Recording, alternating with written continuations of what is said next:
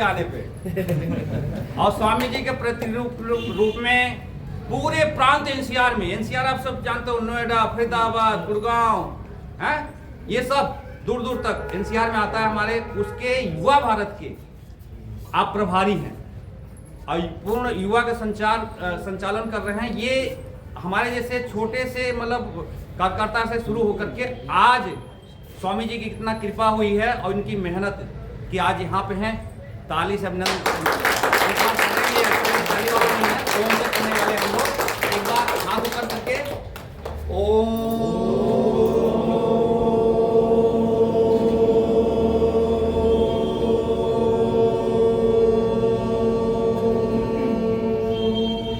आप बीरेन जी हैं, आपका स्वागत अभिनंदन करते हैं जिला छतरपुर की तरफ से। उसके लिए आ जाएंगे नोटियाल साहब, अमर भाई, और मैं नोटियाल साहब अमर भाई से बोलूंगा कि आप इनका स्वागत करें। आप भी नोटियाल साहब बहुत सामाजिक कार्यकर्ता हमारे क्षेत्र के माननीय आदमी हैं। साथ में अशोक जी आ जाएंगे, साथ में अमन जी आ जाएंगे, साथ में आदरणीय जी से मैं आग्रह करूंगा कि आप दीपक प्रज्वलित करवाएं। अशोक भाई, अमन जी, आज के सत्र हमारे अमर भाई जी अभी तक लिया है, अमर पंडित जी जो हमारे पुराने साथी दोस्त और मुख्य शिक्षक हैं, उन्होंने अभी तक क्लास लिया। आगे आदरणीय जी लेंगे। अब आज टोटल अध्ययन होगा।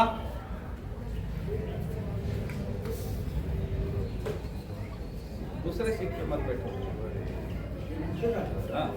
कहाँ रखिए, यहाँ बैठो, मैं बता रहा हूँ। बहुत बहुत स्वागत अभिनंदन है, थैंक यू। माइक थोड़ा मेरा, हमारे सेक्रेटरी हैं यहाँ के, पहले युवा थे, अब युवा से थोड़े बाहर हो गए। आप स्वागत करिए। मैं आपको बताना चाहूँगा, हमारे प्रांत के पहली बार कोई आया है, हमारे अशोक भाई हैं, जिनके बिना ये क्लास ही हमारी अधूरी रहती है। यही सुबह आके झाड़ू लगा के सब करके पूरा व्यवस्थित करते हैं। मैं बुलाना चाहूँगा अमल जी को, अमलदास जी हैं, अमलदास जी और ये दोनों जो है सुबह आके सारी व्यवस्था देखते हैं। हम किसी के और को प्रभारी बनाए थे आदरणीय जी शिविर का, वो तो नदारत है सारे, और इनको बिना बनाए जो है कार्य कर रहे हैं। तो ऐसे महान भाव हमारे हैं, इनका बहुत बहुत धन्यवाद करता हूं और अभिनंदन करता हूं। बैठो। एक बिटिया रानी है, चलो, वो भी बहुत सहयोग कर रही है। देखो जो सहयोग कर रहा है, मैं उन्हीं का आज अभिनंदन करा रहा हूं। तो प्रतिमा सिंह हमारी आएंगे, धर्मपत्नी, जो खुद योग टीचर हैं, और इनका स्वागत करेंगे, अभिनंदन करेंगे। और ये मैडम हमको सुबह जगा लेती हैं, तैयार कर लेती हैं, ये आज पिलाना है, आज ये खिलाना है, उसकी व्यवस्था कर लेती हैं और हमारी समस्याओं की बात भी आती है। तो मैं रविनाश बोलूंगा कि उनका खुद स्वागत करें। हमारी मीडिया का काम देख रहे हैं भाई नेगी सी चंदन जी, इनके बिना जो है ये भी अधूरा रहता है। तो हमने काम आदरणीय जी बांटा हुआ है। आपका भी आदरणीय स्वागत है। आप तो फोटो ले रहे हो, आपका क्या स्वागत करो, आ जाओ, हम देख लेते हैं इसको। ठीक है, लो स्वागत हो जाएगा। बस 1 मिनट कराएंगे। मीडिया के बिना तो संभव नहीं, मीडिया के बिना संभव नहीं, ये पता नहीं लगता। अब इनको मीडिया की बातें बनाने वाले हैं। मोदी जी ने भी समझ ली मीडिया की पावर। हाँ, ठीक है, धन्यवाद। सूचना एवं प्रसारण विभाग। परमपिता परमेश्वर को स्मरण करते हुए परम पूज्य स्वामी जी महाराज एवं परम श्रद्धेय आचार्य श्री को कोटिश नमन वंदन करते हुए हमारे इस योग शिविर में बहुत ही कर्मठता, बहुत ही ऊर्जा और बहुत ही पुरुषार्थ के साथ निरंतर संलग्न रहने वाले हमारे आदरणीय MP सिंह जी, उनका भी बहुत अभिनंदन है। आदरणीय ध्यानी जी और हमारे जितने भी वरिष्ठ यहाँ पर जो मंच पर आए, आदरणीय MP सिंह जी की श्रीमती जी, हमारी आदरणीय बहन जी, उनका भी हार्दिक अभिनंदन। समस्त उन ऊर्जावान पुरुषार्थी कार्यकर्ताओं का अभिनंदन और आप सभी भाई बहनों का यहाँ पर प्रणाम करते हुए आज के इस योग सत्र को प्रारंभ करते हैं। लंबी गहरी श्वास, लंबा ओम का उच्चारण।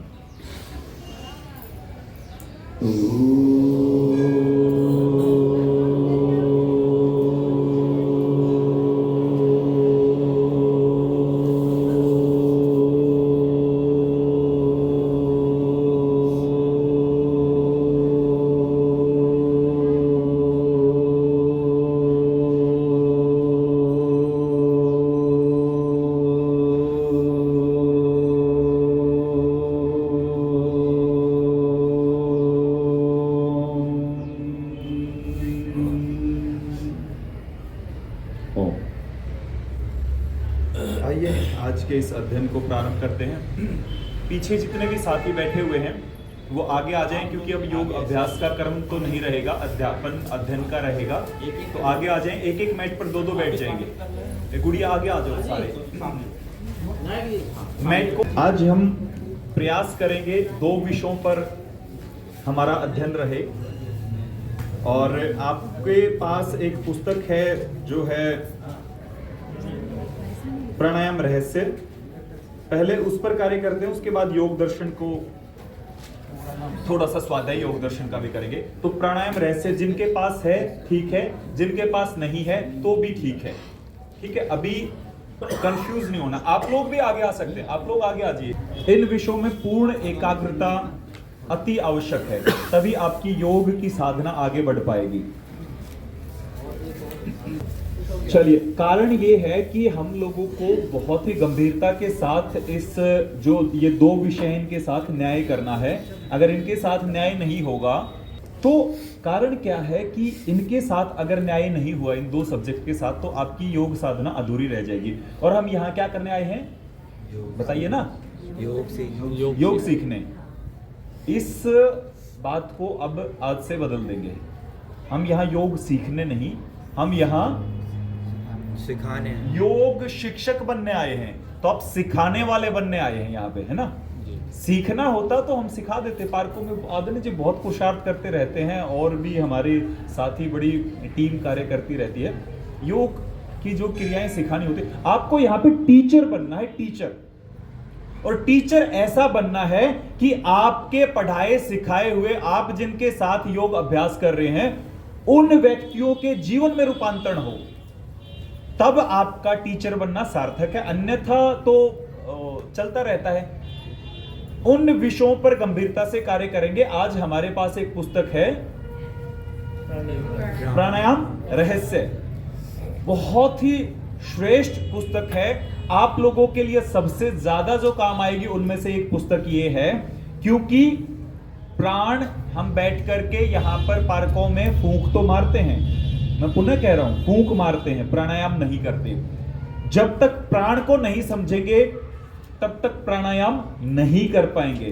प्राणायाम किस तरह से, क्या, कैसे, कितनी मात्रा में, किसके लिए, कैसे, क्या है, वो सब हम जब तक नहीं समझेंगे तो हम अपने स्टूडेंट्स को नहीं समझा पाएंगे। आप यहाँ शिक्षक की भूमिका में आने जा रहे हैं, तो अपने आप पे गर्व करें और अपने आप को मेंटली तैयार करें। उधर पीछे पीछे नहीं बैठना। टीचर को अपने आप में उसका सबसे पहले कॉन्फिडेंस बिल्ट होना चाहिए। टीचर का सबसे पहले कॉन्फिडेंस बिल्ट होना चाहिए कि यस, मैं टीचर बनने जा रहा हूं। टीचर, शिक्षक, वही शिक्षक आगे आचार्य में कन्वर्ट होता है, वही आचार्य आगे गुरु में कन्वर्ट होता है। यात्राएं लंबी है। आजकल तो 1 महीने का कोर्स किया और योग गुरु लिखने लग जाते हैं अपने नाम के आगे। मैंने तो आज तक नहीं लिखा, इतने वर्षों से पूज्य महाराज जी ने सेवाएं दी है। मैं आज तक अपने नाम के आगे योगी भी नहीं लिखता, मात्र योगार्थी लिखता हूं। वो अधिकार है, योग का विद्यार्थी कोई भी बन सकता है, सो हम हैं। ठीक है, तो हमें सबसे पहले टीचर बनने के लिए अपने भीतर के स्किल्स पर काम करना पड़ेगा, और उसमें आपका आसन और प्राणायाम प्रमुखता से आप अपनी कक्षाओं में करवाएंगे। आसन के तो एक्सपर्टीज हम कहीं ना कहीं से कर लेते हैं, प्राणायाम में बहुत अधूरापन रह जाता है। आज उस विषय पर बात करेंगे।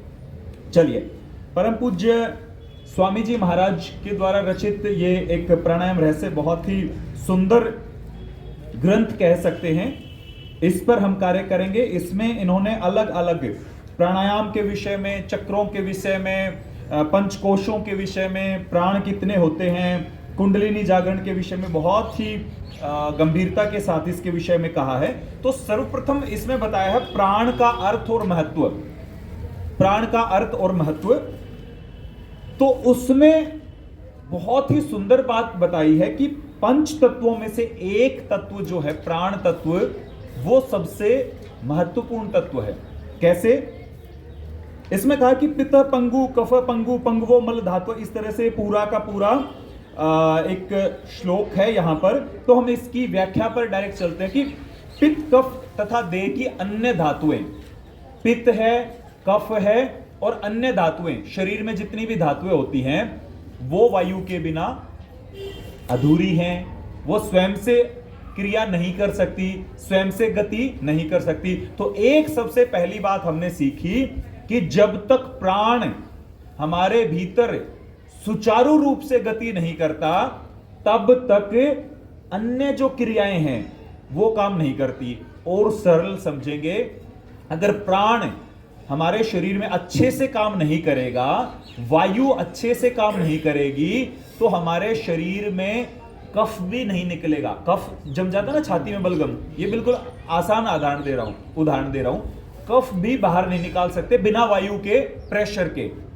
तो इसका मतलब क्या हुआ कि जो वायु है, जो प्राण तत्व है, वो बहुत महत्वपूर्ण है।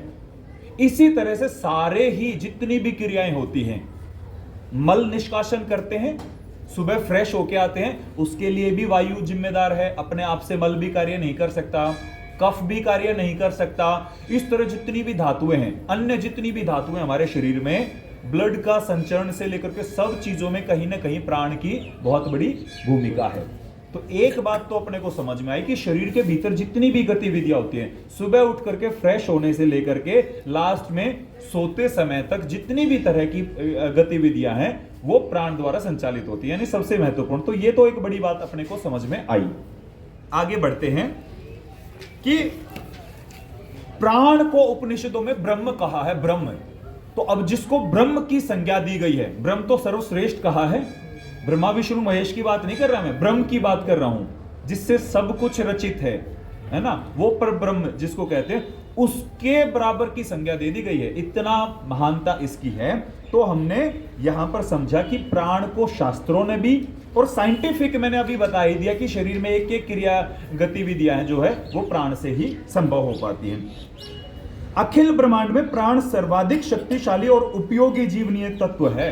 सबसे शक्तिशाली और सबसे उपयोगी बता दिया। शास्त्रों की बात मैं कर रहा हूं यहां पर जो इसमें लिखा हुआ है। एक और बात है, प्राण की अदृश्य शक्ति से ही संपूर्ण विश्व का संचालन हो रहा है। अब प्राण की अदृश्य शक्ति क्या है? आप में से ज्यादातर लोगों ने एक किसी न किसी ऐसे योगियों के बारे में सुना होगा जिनके पास कोई सिद्धियां थी, कोई उन्होंने कुछ आशीर्वाद दे दिया तो वो घटित हो गया, जिन्होंने कह दिया कि बारिश हो जाए तो वहां पे बारिश होगी। ऐसे ज्यादातर लोगों ने सुना होगा। यही अपने सिद्ध महात्मा कहीं ना कहीं कुटियाओं में आसपास में मिल जाते हैं, और हिमालय में तो अलग ही बात है। तो वो जितने भी सूक्ष्म तत्व हैं उनमें भी प्राण का एक बहुत बड़ा महत्व है। उनमें आगे आने वाले समय में बात करेंगे। इसमें योग दर्शन में भी कई सारी चीजों पर बात होगी। हमारा देह भी प्राण ऊर्जा की जो शक्ति है उसी से क्रियामान है। मैंने पहले बताया, बाहरी शरीर भी और भीतरी शरीर भी, माने कि हमारे मन पर भी प्राण का नियंत्रण है। शरीर के बाहर की चीजों पर नियंत्रण है ही है, मन पर भी उसका नियंत्रण है। उसके बाद प्रश्न उपनिषद जो है, प्रश्नोपनिषद, उसमें एक और बात कही है, उसमें और गंभीर बात कही है कि पृथ्वी, द्यू तथा अंतरिक्ष, इन तीन लोकों में जो भी कुछ है वह सब प्राण के वश में है। पृथ्वी, द्यू तथा अंतरिक्ष माने के आकाश, पाताल और पृथ्वी लोक, सीधी सीधी शब्दों में समझे तो इन तीनों में जो भी कुछ है वो सब प्राण के अधीन है। अब आप कहो जी यहां बैठ के फूंक मारते तो 20-20 साल हो गए, आज तक तो कुछ हुआ नहीं, क्योंकि हमने फूंक ही मारी है, प्राण की साधना नहीं की। प्राण की साधना जब योगी करने लग जाता है तो योगी के भीतर कुछ शक्तियां जागृत होती हैं। योगी के भीतर कुछ शक्तियां जागृत होती है। जो ऐसे सिद्ध महात्मा है, बाबा नीम करौरी का नाम किसने सुना है? सुना है। हाँ, अच्छा, अपने और ऐसे ही सिद्ध महात्माओं का किसी अन्य लोगों का नाम? ब्रह्मदेवाचार्य। हाँ, ऐसे और भी बहुत सारे सिद्ध महात्माओं का नाम आप लोगों ने सुना होगा जिनके भीतर अलौकिक शक्तियां थी। वो क्या वो ऊपर से ऐसे ही उतर के आए थे? ऐसे ही कहीं बैठ करके उन्होंने अपनी योग साधना शुरू की होगी। ऐसे ही कहीं बैठ करके अपनी योग साधना शुरू करी होगी। वहीं से उनके भीतर पहले उन्होंने अपने प्राण को शुद्ध किया होगा।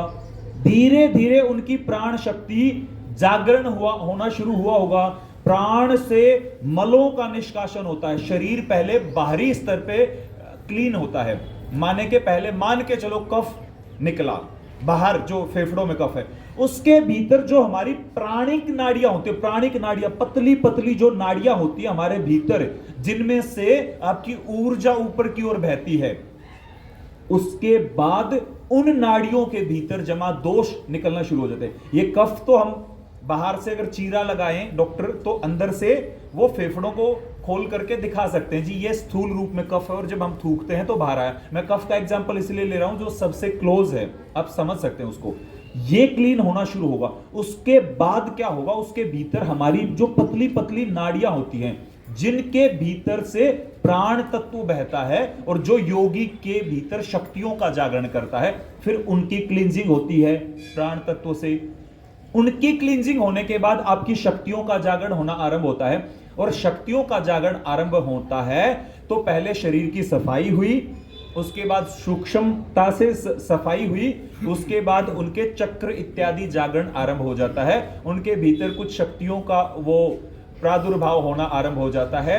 यात्रा आगे बढ़ती है तो उनके भीतर कुछ सिद्धियां आनी प्रारंभ हो जाती हैं। और जब सिद्धियां आती हैं तो कहते हैं ना कि किसी को बच्चे पैदा नहीं हो रहे थे, फलाने महात्मा ने आशीर्वाद दे दिया, हो गए।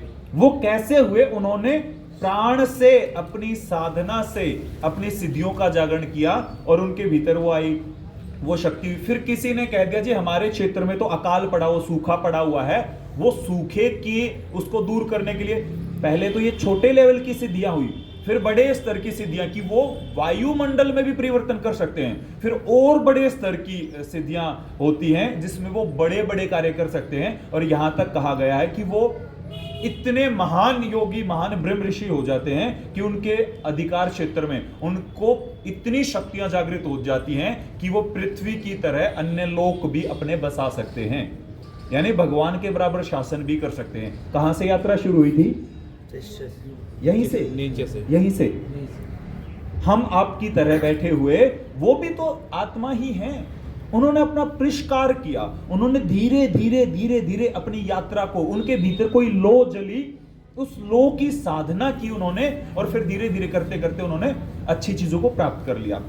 अब मैं प्रैक्टिकल, ये तो मैंने छोटे से ऊपर तक की यात्रा बताई। हम लोगों के जीवन में प्राण का क्या महत्व है? हम लोगों के जीवन में यह महत्व है कि हम एक तो शारीरिक रूप से स्वस्थ होना शुरू हो जाते हैं, हमारा शरीर स्वस्थ होना शुरू हो जाता है, सबसे पहले तो ये होगा। उसके बाद मानसिक रूप से, आज के टाइम पे भाई जैसे एज में भी मैं, क्योंकि कॉलेजेस में बहुत, यूनिवर्सिटी कॉलेजेस में और आर्मी में मैंने बहुत सेशन दिए हैं पूरे भारतवर्ष में, अलग अलग राज्यों में, देखा कि बच्चों में भी स्ट्रेस है, बड़ों में भी स्ट्रेस है। बुढ़ापे में आगे तो एंजाइटी, बेचैनी सी हो जाएगी, कोई कारण नहीं, बच्चे सेटल हैं, ब्याह शादी होगी, सारा सब कुछ, फिर भी बेचैनी, विचार चलते रहते हैं जी। युवा हैं उनको अलग तरह का स्ट्रेस रहता है, बड़े हैं उनको अलग तरह का स्ट्रेस था। बच्चों में ये आजकल कहने लगे मेरा मूड खराब है, छोटे छोटे चिंटू चिंटू से बच्चे, मेरा मूड खराब है। तो शारीरिक स्वास्थ्य देगा, मानसिक स्वास्थ्य देगा, आपको चिंता, स्ट्रेस, एंजाइटी, डिप्रेशन, ये सब चीजों से वो पीछा छोड़ेगा। उसके बाद यात्रा आगे बढ़ेगी, प्राण के द्वारा आप अपने जीवन की समस्याओं को भी दूर कर सकते हैं। माने कि आपके रोजगार इत्यादि के क्षेत्र में भी अगर कोई समस्या है, आप उतना फोकस नहीं कर पा रहे, उतना उसका कोई समाधान नहीं कर पा रहे, और आर्थिक रूप से भी आप परेशान हैं, तो उन चीजों में भी उसका बड़ा महत्व है। वो प्राण आपको शक्ति देगा, मार्गदर्शन देगा और वहां पर भी आपका कार्य। तो हमारे लिए अभी मोटे मोटे रूप में ये, और जिसको साधना में आगे बढ़ना है वो फिर आगे बढ़ते ही हैं। चलिए आगे बढ़ते हैं कि प्राण कितने प्रकार के होते हैं। प्राण के विषय में आपने समझा, प्राण कितने प्रकार के होते हैं, कुछ थोड़ा बहुत आइडिया है? 5 प्राण। कौन कौन से? बहुत बढ़िया गुड़िया, वेरी गुड। आप लोग भी थोड़ा थोड़ा सा सीखना शुरू कर लेंगे। कारण क्या है कि आप यहाँ पे क्या करने आए हैं? स्टेटमेंट चेंज होगी, टीचर बनने आए हैं हम यहाँ पे, है ना। तो टीचर बनने आए हैं तो थोड़ा थोड़ा सा आप कहेंगे चलो जी, अब कक्षा में ऐसे ही स्टूडेंट बैठे, आप टीचर हैं, चलो जी प्राणायाम शुरू करें। और कोई सनकी सा योग साधक होगा आपका, वो कहेगा गुरुजी ये बताओ कि प्राण कितने प्रकार के होते हैं। वहां पे एक फलाने जी आए हुए थे, उन्होंने बताया था। अब गुरुजी फंस गया, क्योंकि गुरुजी को पहले ही नहीं पता। गुरुजी तो अपने इसी चक्कर में अनुलोम विलोम कर लो, कपालभाति कर लो, अनुलोम विलोम कर लो, कपालभाति कर लो, अपने ज्ञान को आगे नहीं बढ़ाया। और बहुत कुछ सिद्धि प्राप्त करने की जरूरत नहीं है, थोड़ा थोड़ा स्वाध्याय करना शुरू कर दो। अभी आप 25 दिन के भीतर अगर गंभीरता से इन विषयों का अध्ययन करेंगे तो बहुत आगे आपकी यात्रा बढ़ जाएगी। ठीक है, तो प्राण कितने प्रकार के हुए? सारे बोलेंगे, जोर से बोलो, मिलके बोलो। कितने प्राण? 5। बहुत बढ़िया, 5 प्राण। 5 प्राण का अर्थ क्या है? देखो, प्राण एक ही है, प्राण एक ही है। अब वो जो हमारी बहन जी आई हुई हैं, एमपी सिंह जी की धर्मपत्नी, तो यहां पे इन्होंने जब उनका परिचय करवाया तो उन्होंने क्या कहा? हमारी श्रीमती जी। तो उनकी श्रीमती है, नाम क्या है आपका बहन जी? हाँ जी, प्रतिमा सिंह। एक लेडी है प्रतिमा सिंह, ये कहेंगे मेरी श्रीमती है, वो अपने घर चली जाएंगी, अपने पीहर, हाँ मैं के वहां पे जाके उनके पिताजी क्या कहेंगे कि ये मेरी पुत्री है। उनके जो इनके भाई हैं वो क्या कहेंगे? ये हमारी बहन है। यहां पे एमपी सिंह जी के बच्चे इनको क्या कहेंगे? ये हमारी मां है। लेडी तो एक ही है, प्राण तो एक ही है, व्यवहार के अनुरूप जहां पे है वहीं पे उसी नाम से संबोधित होगा, जहां पे है उसी नाम से संबोधित। इसलिए 5 भागों में बांट दिया। प्राण एक ही है, माने कि प्राण एक ही है। वो अगर यहां है तो उसको कुछ और कहा, यहां पर जो कार्य करेगा उसको कुछ और कहा, यहां पर कार्य करेगा उसको कुछ और कहा, नीचे कार्य करेगा उसको कुछ और कहा, और पूरे शरीर में अगर कार्य करेगा तो उसको कुछ और कहा। प्राण एक ही है। एक ही प्राण को अलग अलग भागों में अलग अलग नाम दिया। कहीं पे पुत्री, कहीं पे बेटी, कहीं पे बहन, कहीं पे बुआ, कहीं पे मां, कहीं पे पत्नी। प्राण एक ही है। तो उसमें प्राण के 5 भाग कर दिए योगियों ने, ज्ञानियों ने। उन 5 भागों का महत्व भी समझेंगे, और 5 भाग क्या क्या हैं उनके नाम रख दिए अलग अलग। क्या क्या? प्राण बोलेंगे सभी, प्राण, अपान, व्यान, समान, उदान। क्या क्या है? अब आप बोलो। प्राण,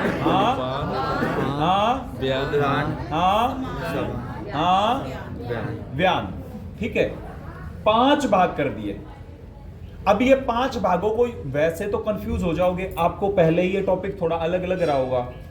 अब और भी कंफ्यूज ऐसे हो जाते हैं, जो पुराने साधक है वो भी कंफ्यूज होते हैं, कहां किसका स्थान है। तो मैंने इसका एक तरीका खोजा है स्वयं से, ये आपको YouTube वगैरह पे नहीं मिलेगा कहीं पे, ये बैठ करके, और इतना अच्छा इसका समाधान है। जहां जहां मैंने इस तरह से बताया है, सिखाया, वो भूलते नहीं, जो थोड़े से गंभीर होंगे। अब उसको सीखेंगे कैसे। सबसे पहले क्या है, जो हमारा प्राण का एक नाम प्राण भी है, यानी प्राण तत्व का एक नाम प्राण भी है ना। यानी भारत में रहने वाले किसी का नाम भारत रख दिया हो कि भाई उसके बेटे का क्या नाम? जी भारत नाम है, भारत में रहने वाले का नाम भारत। इसी तरह प्राण मूल जो तत्व है उसका एक नाम है प्राण, दूसरा नाम है उदान, समान, व्यान, अपान। इस तरह से 5 इनके नाम रखे। तो सबसे पहला है प्राण, सबसे पहला है प्राण। प्राण का स्थान कहां पे है? प्राण का स्थान है हृदय प्रदेश में। अब इसको याद रखने का बड़ा अच्छा तरीका बताता हूं। इसको याद रखने का अच्छा तरीका है, अगर कोई सबसे अच्छा, हमें कोई अच्छा प्रिय व्यक्ति लगता, प्राणों से प्यारा लगता, तो उसको हम गले लगाते, छाती से लगाते ना। आज अब मेरा प्राणों से प्यारा साथी है, ये तो बहुत पुराना साथी है, मेरा प्राणों से प्यारा साथी है, ऐसे बोलते हैं। तो प्राण का स्थान हो गया, ठीक है। उसके बाद दूसरे को, इसमें सीक्वेंस अलग है, मैं आपको दूसरे तरीके से बता रहा हूं, सिर्फ याद रखने के माध्यम से, ठीक है। उसके बाद क्या है, एक होता है अपान। अपान को अभी याद करेंगे। प्राण और अपान परस्पर चलेंगे बहुत लंबे समय तक, इन दो की सबसे ज्यादा चर्चा होगी, बाकी भी महत्वपूर्ण है पर इन दो, प्राण और अपान। अपान होता है जो हमारा नीचे के अंगों के लिए जितने भी कार्य होते हैं उनके लिए, गैस पास करने से लेके, मल त्याग करने से लेके, जो हमारी माताएं बहनें बच्चा पैदा होने का जो डिलीवरी होती है उसमें भी ये, जिसका ये अपान प्राण मजबूत है तो उसकी नॉर्मल डिलीवरी हो जाएगी। ये भी बड़ा गंभीरता का विषय है। जिसका अपान प्राण अच्छा है उसको गैस्ट्रिक वगैरह की समस्या नहीं होगी, उसका पेट फटाफट साफ हो जाएगा। अपान प्राण अगर कमजोर है तो ही ये सारी समस्या होती है, और अन्य सब तरह की समस्याएं, ठीक है। तो ये जितनी भी तरह की समस्याएं हैं, महिलाओं पुरुषों के जितने भी तरह के रोग हैं, अगर अपान प्राण को मजबूत कर लिया जाए किसी तरह से, तो उससे वो सारे ही रोग भी ठीक हो जाएंगे।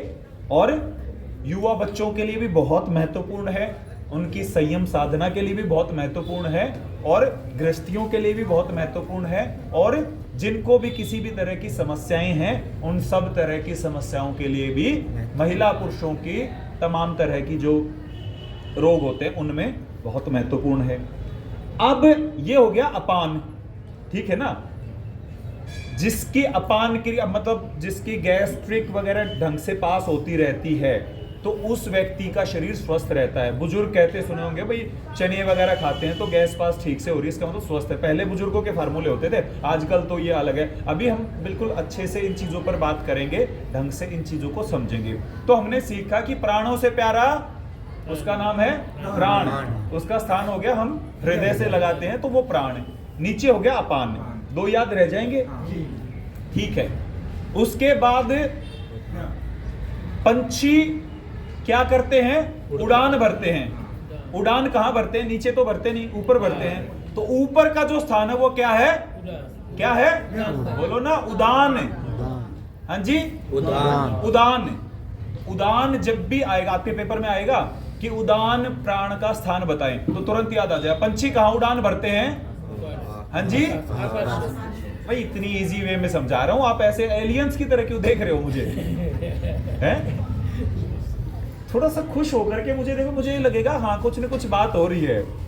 इतनी गंभीर कक्षा मैंने पहले नहीं देखी, सच बता रहा हूं। आप इतने सीरियस मत हो, थोड़े प्रसन्नचित्त रहो ताकि ये ज्ञान भी हमारे भीतर अवतरित हो और थोड़ा सा हमें समझ भी और मुझे ये लगे कि हाँ ठीक ठाक हूं मैं कुछ एलियन जैसा नहीं दिख रहा। चलो, ये क्या हो गया, प्राण। प्राण का स्थान हृदय में, ठीक है। उड़ान, उड़ान भरते हैं पंछी ऊपर, उड़ान तो भूलेंगे नहीं ना। उड़ान का जब भी नाम आएगा तो ऊपर का स्थान या कंठ से ऊपर पर्यंत, ये हो गया। इसके कार्य क्या हो गए, यहाँ के जितने भी रोग है, आंख कान नाक मस्तिष्क इत्यादि से संबंधित स्ट्रेस का और इन सब चीजों का जितना भी काम है वो सारा का सारा किससे वो होगा, उड़ान को अगर किसी ने अच्छे से कर लिया तो उसको स्ट्रेस नहीं रहेगा, चिंता नहीं रहेगी, तनाव नहीं रहेगी, स्मृति अच्छी होगी। तो जितने भी तरह के कार्य हैं और आंख नाक कान इत्यादि इन सब के कंठ से ऊपर के वो किसके खाते में आ गए, किससे कनेक्ट करेंगे, हाँ ठीक है। तो 3 प्राण हमारे कंफर्म हो गए, भूलेंगे नहीं ना तीनों को। क्वेश्चन आएगा अपान के कार्य बता दो, तो अपान के वही सब कार्य हैं जो मैंने बताया था, नीचे के निष्कासन अंगों से संबंधित सारे। हाँ, अब आ जाता है एक और समान। देखो हैं भाई साहब, हमने खूब भटूरे से लेके मोमोज से लेके खूब सामान खाया है। सामान कहाँ इकट्ठा होता है, हाँ, तो समान प्राण का स्थान कहाँ पे है, हाँ, ये जो सामान इकट्ठा कर रखा ना खा खा के पूरा, तो ये हो गया हमारा समान, ठीक है ना। समान का नाम ध्यान आते याद करना भैया, खूब सामान खाया है, दब के सामान खाया है, और वो कहां पे इकट्ठा हो गया, उधर में। तो हमारा ये हो गया समान, याद रहेगा। उदान ऊपर उड़ते हैं, प्राणों से प्यारा समान है, और नीचे हमारा अपान, और व्यान है जो व्याप्त है। व्यान यानी कि पूरे शरीर में व्याप्त है, वैसे व्यान वैसे व्याप्त, पूरे शरीर में जो संचालित होता है वो व्यान है। कौन सा है वो? व्यान जो व्याप्त है। तो पांचों का बड़ा इजी फार्मूला आ गया। गुरुजी वो तो ब्लड ही हो गया, क्योंकि ब्लड तो पूरी बॉडी में सर्कुलेट हो गया। हाँ, ब्लड भी हो गया, स्किन भी होगी, जितनी भी तरह की ये क्रियाएं हमारी रहती है ना, वो सारा का सारा उससे रिलेटेड। पूरा शरीर हो। हाँ, अब इनके कार्य क्या है वो मैंने बता दिया। जहां का है उससे संबंधित अंगों के सारे कार्य उनके हैं। यहां के क्या क्या कार्य होंगे? फेफड़े और हृदय से संबंधित, प्रमुखता से ये, बाकी सूक्ष्मता से अधिक। समान पाचन का हो गया और एक्सक्रेटरी का हो गया। डाइजेशन, एक्सक्रेटरी, एक्सक्रेटरी में ये भी होगा, और नीचे वाला तो प्रमुखता से एक्सक्रेटरी सिस्टम का है ही है। ठीक है, तो पाचन का ये प्रमुखता से रहेगा। पेट से संबंधित जितने भी रोग हैं उनको ठीक करने के लिए हमारा कौन सा प्राण सहायक है? समान। हाँ जी, समान। बस हो गया ना सारे। और नीचे के मैंने बता ही दिया, सभी तरह के रोग जितने भी होंगे उनके कार्य भी बता दिया और उनके रोग भी होंगे। तो पांचों प्राणों का हमने स्थान, कार्य और उनका महत्व जाना। ठीक है, भूलेंगे नहीं ना। ये प्रश्न आ जाएगा कि उदान प्राण का स्थान बताइए, जल्दी से बताओ। उदान का स्थान, हाँ जी, सोचो मत, उदान का स्थान पूछा मैंने, उसका स्थान का है। हाँ जी, और यही समान, समान है ना, वेरी गुड। ये होना चाहिए कॉन्फिडेंस। मैंने यहां आग लगाया नहीं जी, पेट में है, ये कॉन्फिडेंस होना चाहिए। ऐसे हम लोगों ने टीचर बनना है ना। बहुत बढ़िया, एक्सीलेंट जी। जिन्होंने बताया, गुड़िया ने बताया, 3-4 लोगों ने, आप लोगों ने बताया, बहुत बढ़िया। अब आगे बढ़ जाते हैं। 5 तो ये प्राण हो गए और 5 ही इनके उप प्राण हैं। पांचों के असिस्टेंट दे दिए। MP सिंह जी के साथ ध्यानी जी फ्री। ठीक है, एक एक इनके साथ। हाँ, एक जा रहा हूँ मैं। हाँ जी, मैं जा रहा हूँ। जाने वाले को कौन रोकता है? तो इनके 5 के 5 उपप्राण भी हैं। उपप्राण पर अभी वर्तमान में उपप्राण पे ज्यादा हम फोकस नहीं करेंगे, कारण ये रहेगा एकदम से कंफ्यूजन हो जाएगी। मात्र नाम इनके लेकर के आगे बढ़ जाएंगे। यहां पे इसकी पूरी एक वो भी दे रखी है, तालिका भी दे रखी है। नाग, कुर्म, देवदत्त, धनंजय और कृकल, इस तरह से 5 उपप्राण हैं, उनके असिस्टेंट हैं। ठीक है, उसके बाद इनके हालांकि अलग अलग चक्रों पर भी इनका स्थान बताया गया। देखो, चक्कर भी समझने हो तो बड़े अच्छे से आ जाएंगे। प्राण जो है, हाँ जी, बताए हैं बहन जी, आपका शायद नेटवर्क वो होगा। प्राण के जो असिस्टेंट जो हैं उनको कहते हैं उप प्राण, और उप प्राण है नाग, कुर्म, देवदत्त, कृंकल और धनंजय। इस तरह से 5 उनके असिस्टेंट हैं जी। ठीक है, आज उन पर ज्यादा ध्यान नहीं देंगे क्योंकि प्रमुख 5 प्राणों पर हमने ज्यादा ध्यान देना है। नेक्स्ट कक्षा में उन पर थोड़ा सा और वो करेंगे। चलिए, अभी इन ये जो हैं ये 5 इनके चक्रों से भी कनेक्ट किया गया है, 5 चक्रों से। अब जो उदान प्राण जो है, प्राण है, उसका चक्र कौन सा दिया गया? प्राण कहां पे है? हृदय। तो उसका चक्र कौन सा हुआ? अनाहत चक्र है ना। हृदय चक्र, अनाहत चक्र, 2 अलग अलग बोलते हैं इनको, कभी कभी एक भी बोलते हैं, उनको भी हम यहाँ पे क्लियर करेंगे। तो उनका हुआ अनाहत चक्र, क्योंकि वो यहाँ पे। उसके बाद दूसरा अपान। अपान का कौन सा चक्र होना चाहिए? नीचे है तो मूलाधार है ना, नीचे है तो मूलाधार। मूलाधार चक्र हमारा मल मूत्र की इंद्रियों के बीच में होता है मूलाधार, तो वो हमारा मूलाधार चक्र हो गया। ठीक है, तीसरा हमारा उदान। उदान कहाँ है? उदान ऊपर से, कंठ से ऊपर तक। तो उदान का विशुद्धि दिया गया। विशुद्धि यहाँ होता है, कंठ में होता है विशुद्धि, तो इसका विशुद्धि दिया है। उसके बाद समान। समान कहाँ होता है? जल्दी बोलो। उसका चक्र कौन सा होगा? मणिपुर। यहाँ पे चक्र होता है मणिपुर। उसके बाद व्यान। व्यान का स्वादिष्ठान। स्वादिष्ठान जहां पे हम बेल्ट बांधते हैं ना, नाभि से नीचे और हमारे मूत्र द्वार से ऊपर, तो वहां पर हमारा स्वादिष्ठान का स्थान है। फिर उसके बाद जो पंचकोश पे आते हैं हम, अभी हमने प्राण के विषय में समझा, अब पंचकोश। 5 कोश होते हैं। कौन कौन से होते हैं 5 कोश? अन्नमय कोश, हाँ प्राणमय कोश, हाँ विज्ञान हाँ। मनमय कोश और विज्ञानमय कोश, आनंदमय कोश। आनंदमय कोश, बहुत बढ़िया। ऐसे गंभीरता से नहीं वो करना। आप क्या बनने जा रहे हो? हाँ जी, एक आप तो सोच रहे हो जी हमें नहीं बनना। इतनी सब कुछ चीजें सीखनी पड़ेगी तो हमें नहीं बनना। देखो, इन विषयों को ऐसा नहीं है कि आपको ये टिप्स पे याद करने, इन विषयों की आपको जान होना चाहिए। कोई कक्षा में ऐसा साधक आ जाए जो इन पे परिचर्चा करे तो कम से कम पता तो हो थोड़ा बहुत। अब बिल्कुल ही हाथ खड़े कर दो जी हमें कुछ पता ही नहीं इनके बारे में, तो सामने वाला कहेगा भैया काहे के योग टीचर, है ना। तो थोड़ा थोड़ा सा इनके विषय में पता होना चाहिए। तो 5 कोश होते हैं, माने के 5 हमारे आवरण होते हैं, 5 हमारे कोश आवरण। उन 5 कोशों को 5 शरीर भी कहते हैं। अभी देखो, एक आदमी 5-5 शरीर लेके घूम रहा है। एक आदमी 5 शरीर लेके, क्या लेके घूम रहा है? 5 शरीर। हाँ, एक आदमी 5-5 शरीर लेके घूम रहा है। यहां एक ही नहीं संभला जाता, 5 हैं तो कहां पे है ना। और वो बाकी 4 कहां है? वो दिखते नहीं। अब दिखते नहीं तो घर जाके डरना नहीं है कि मेरे साथ 4 भूत घूम रहे हैं, ऐसा कुछ नहीं है। देखो, एक है ये कौन सा है?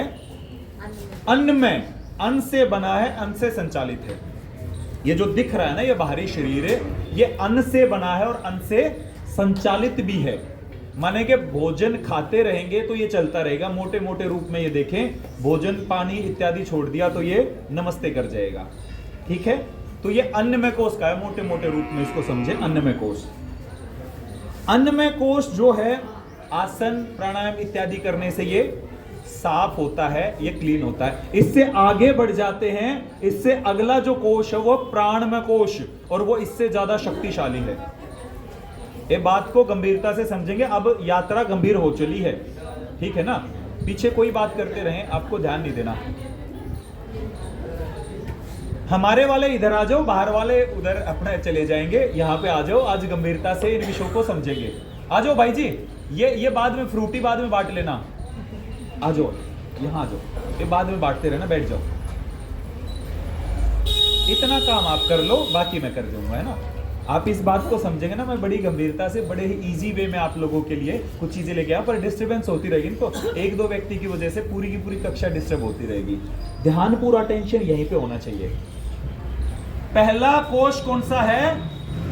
बोलो। अन्नमय कोश। पहला शरीर, अन्नमय शरीर, अन्नमय कोश हो गया एक कंफर्म।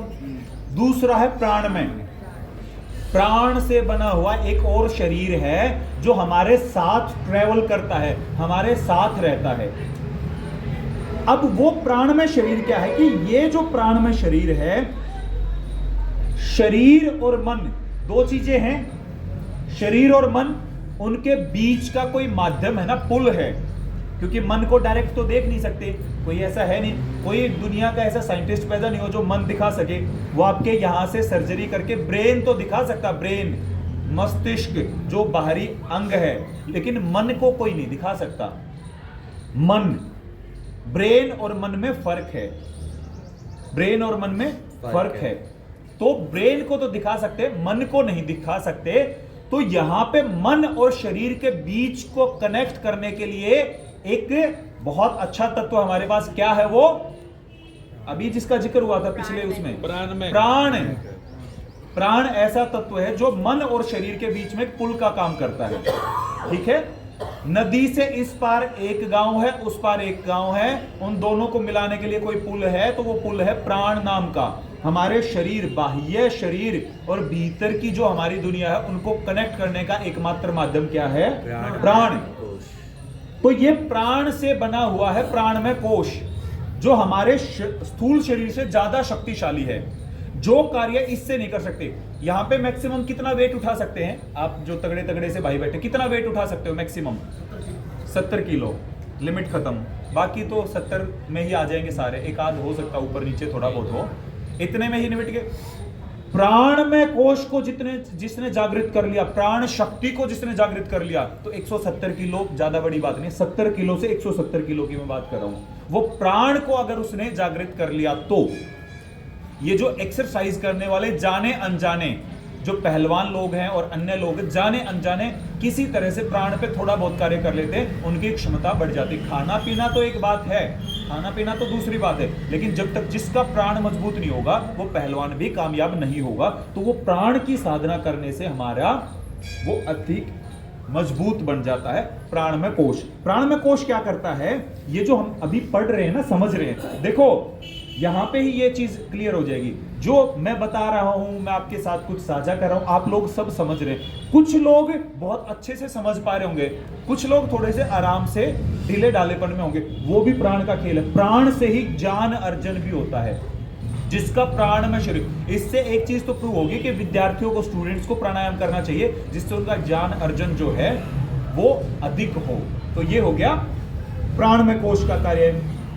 अब प्राण का जो मुख्य कार्य है वो क्या है कि आहार जो हम भोजन करते हैं उसका भी परिपाक करना, माने कि शरीर में जहां जहां उसको पचना चाहिए, जहां जहां जाना चाहिए, वो कार्य भी प्राण से होता है। मतलब कि प्राणायाम के बिना तो भोजन भी आपने खाया, और आजकल ड्राई फ्रूट्स, काजू बादाम बहुत सारे खाते हैं, फिर भी सबसे ज्यादा कमजोर वही रहते। कारण क्या है, प्राण उनका मजबूत नहीं। आपकी कक्षा में आएंगे, जी मेरा बच्चा खाता पीता तो बहुत है, लगता नहीं, जी मैं तो खाता पीता तो बहुत हूँ, चक्कर आते हैं, जी मैं तो सारी ही अच्छी अच्छी चीजें खाती हूँ, समोसे पकौड़ी कुछ नहीं खाती है ना, मैंने तो मोमोज भी छोड़ दिए, पर फिर भी चक्कर आते हैं। वो इधर ध्यान दो, वो कारण है प्राण का अभाव। उस व्यक्ति के भीतर प्राण का अभाव है। कई लोग ऐसे होंगे, इतना सा भोजन करेंगे, पूरे दिन एनर्जेटिक रहेंगे, पूरा दिन भर एनर्जेटिक, ऐसे शाम तक पूरे एनर्जेटिक। कारण क्या है, प्राण तत्व की अधिकता हुई, प्राण तत्व की प्रचुरता हुई। अगेन प्राण कितने काम की चीज आ गई है ना।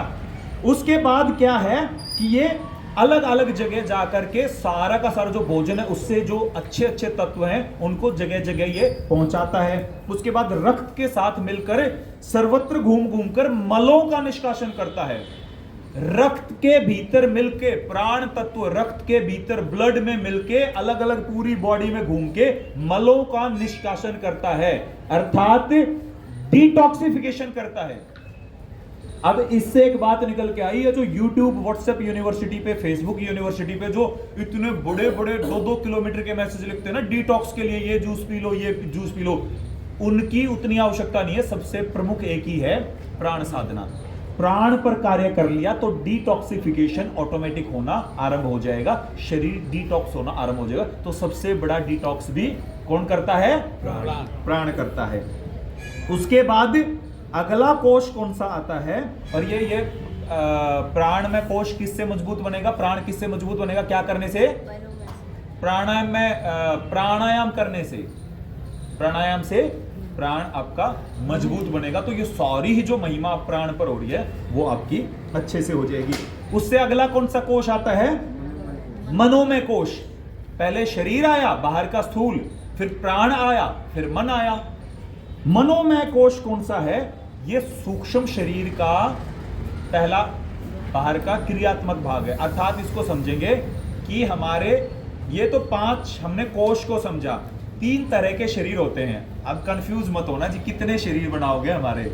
3 शरीर कौन से होते हैं, एक होता है स्थूल जो ये दिख रहा है, दूसरा होता है सूक्ष्म, और तीसरा होता है कारण। अब आज इसमें आपके भूतों का भंडाफोड़ होगा। स्थूल, हम जो बैठे हैं ये स्थूल, भूत प्रेत जो होते हैं या नहीं होते हैं, मैं उस विषय पे नहीं जा रहा, लेकिन भूत प्रेत इत्यादि वो सूक्ष्म शरीर में होते हैं। यानी कि वो जो उस तरह के शरीर तो वो है किसी न किसी का, तो वो जो है वो इसी तरह से हम नेगेटिव ही उसमें ना देखें। जो देव शक्तियां भी होती हैं, या कई ऐसे सिद्ध महात्मा होते हैं जो कि सूक्ष्म शरीर में रहते हैं। अभी एक बहुत बड़ा मेला लगा था, क्या नाम था उसका, महाकुंभ। ऐसा सुनने में आया होगा, आपने भी बहुत सारी वीडियो देखी होंगी कि पता नहीं इसमें कौन कौन आए हैं। आम आदमियों के अतिरिक्त हिमालय के महायोगी जो दिखते नहीं, जिनके शरीर जिन्होंने छोड़ रखे थे, वो भी आकर के शरीर धारण कर लिया। उनके लिए तो सामान्य सी बात है, शरीर धारण करके वो वहां पे स्नान करके। कोई कोई तो वीडियो ऐसी भी बनी थी कि स्वयं भोलेनाथ भगवान भी आए हैं, नहीं आए उन विषयों पे नहीं पड़ रहे, लेकिन इतना तो है कि इस महाकुंभ में कोई तो विशेष ऐसे दिव्य ऋषि मुनि महात्मा आए होंगे नागा बाबाओं के बारे में कहा जाता है कि ये ऐसे मेलों में आ जाते, फिर पता नहीं कहाँ चले जाते हैं। किसी ने देखा इधर घूमते या नहीं? साधनाओं में रहते हैं, कुछ शरीर में रहते हैं, शरीर से ऊपर भी बढ़ जाते हैं। योगी एक समय पे इतनी शक्तियां, इतनी सिद्धियां अर्जित कर लेता कि इस शरीर को जब चाहे छोड़ सकता है, जब चाहे ग्रहण कर सकता है। आदि गुरु शंकराचार्य का नाम किसने सुना है? आदि गुरु शंकराचार्य जी का पंडित मंडन मिश्र के साथ शास्त्रार्थ चल रहा था, और जब वो शास्त्रार्थ चल रहा था तो आदि गुरु शंकराचार्य, पहले शास्त्रार्थ बहुत होते थे उस समय भी, कोई अहम में भी होता था, अहम होता था, मेरे से बड़ा शास्त्रार्थी कोई नहीं, और उनके साथ ऐसे। तो आदि गुरु शंकराचार्य जी ने उनका घमंड तोड़ने के लिए, मतलब उनका शास्त्रार्थ चल रहा था, सब चीजों में आदि गुरु शंकराचार्य जीत रहे थे। तो मंडन मिश्र की पत्नी थी, वो बहुत ही विदुषी थी, बहुत एक ऋषिका थी। उन्होंने एक क्वेश्चन ऐसा पूछ लिया जिसमें आदि गुरु शंकराचार्य जी फंस गए। अब आदि गुरु शंकराचार्य जी किस क्वेश्चन में फंस सकते हैं? उनको पता था कि ये बाल ब्रह्मचारी है, इसको गृहस्थ के विषय में नहीं पता, तो उन्होंने गृहस्थ के विषय में उनसे जानकारी ले ली। बोला आप गृहस्थ का ज्ञान दीजिए। अब वहां पे आदि गुरु शंकराचार्य जी को व्यवहारिक ज्ञान नहीं था क्योंकि बाल ब्रह्मचारी थे। आदि गुरु शंकराचार्य जी, ये शास्त्र की बात मैं बता रहा हूं, आदि गुरु शंकराचार्य जी ने अपने 2 शिष्यों के साथ, 2-3 शिष्यों को लिया, एक गुफा में गए, गुफा में स्वयं को बंद किया, शिष्यों को आदेश दे दिया कि मेरे शरीर को कुछ ना हो पाए, इस बात का तुमने ध्यान देना है। उसके बाद शरीर को त्यागा।